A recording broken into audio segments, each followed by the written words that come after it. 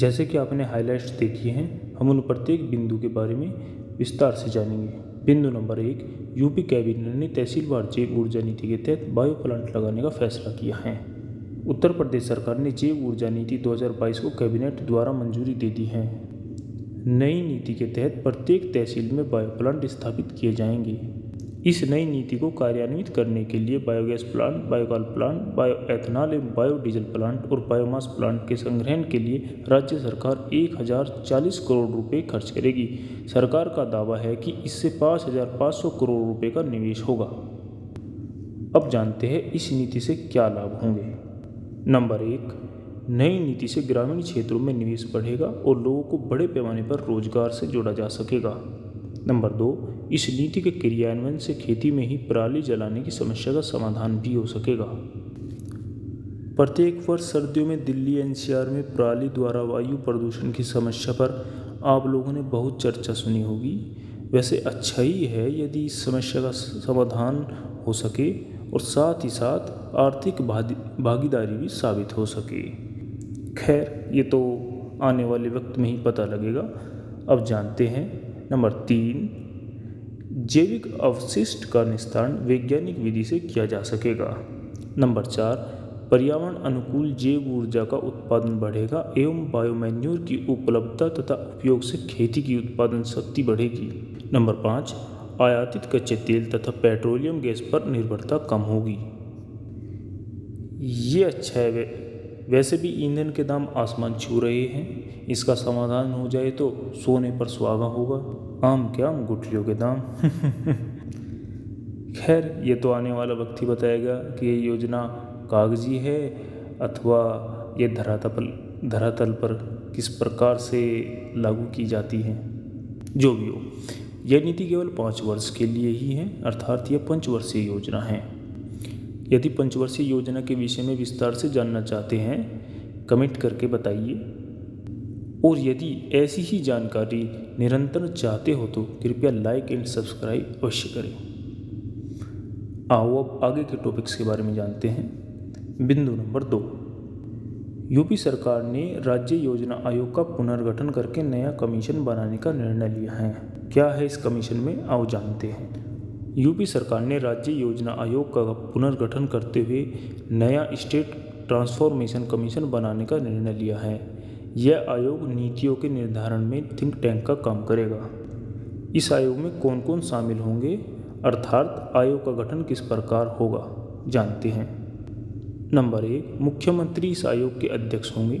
Number 2, आर्थिक क्षेत्र के विषय विशेषज्ञ इसके उपाध्यक्ष नियुक्त किए जाएंगे।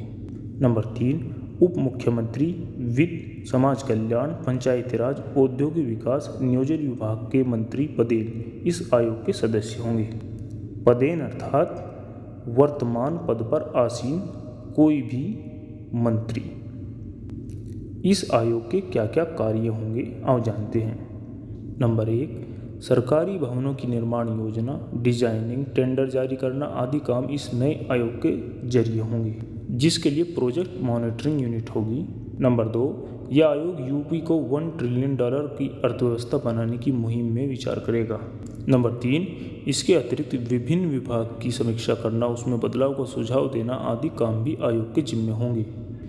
कृपया वीडियो में अंत तक बने रहे। यह केवल जानकारी नहीं अपितु सरकारी नौकरी की तैयारी करने वाले विद्यार्थियों के लिए महत्वपूर्ण विषय भी है। बिंदु नंबर 3, स्वीडन की रक्षा कंपनी ने भारत में कारखाना स्थापित करने का फैसला किया है। स्वीडन की कंपनी साब ने 100% निवेश के साथ साथ देश में मेक इन इंडिया श्रेणी के तहत रक्षा उपकरणों के निर्माण के लिए अनुमति मांगी है।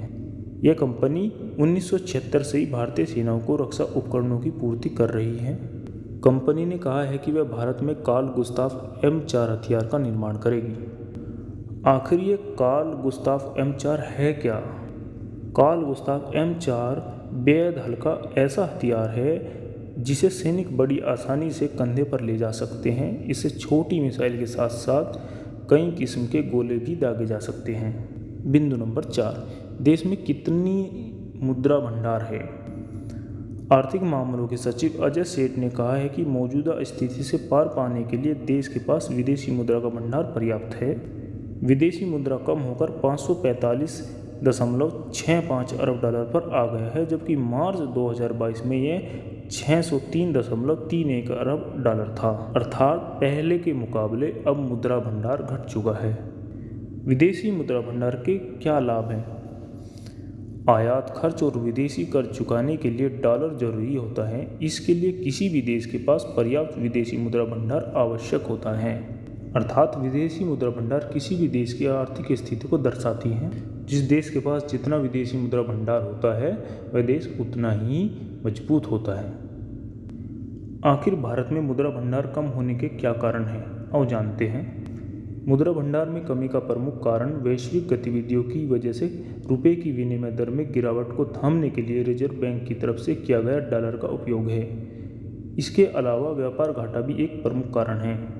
गत कुछ वर्षों से काफ़ी उथल पुथल है, जैसे कोविड महामारी एवं रूस यूक्रेन के युद्ध के कारण विश्व में काफ़ी उथल पुथल मची है, जिसका असर भारत पर भी हुआ है।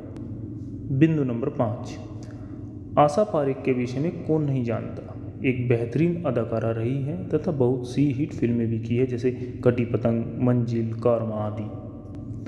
आशा पारेख दादा साहब फाल्के पुरस्कार के लिए चुनी गई हैं, जो किसी कलाकार के लिए बहुत ही विशेष एवं महत्वपूर्ण अवार्ड होता है तथा 1992 में पद्म श्री से भी आशा पारेख को सम्मानित किया जा चुका है। वीडियो में अंत तक बने रहने के लिए धन्यवाद। ऐसी ही विशेष जानकारी के लिए वीडियो को सब्सक्राइब जरूर करें तथा अपने साथियों को भी इसमें शामिल करें। धन्यवाद।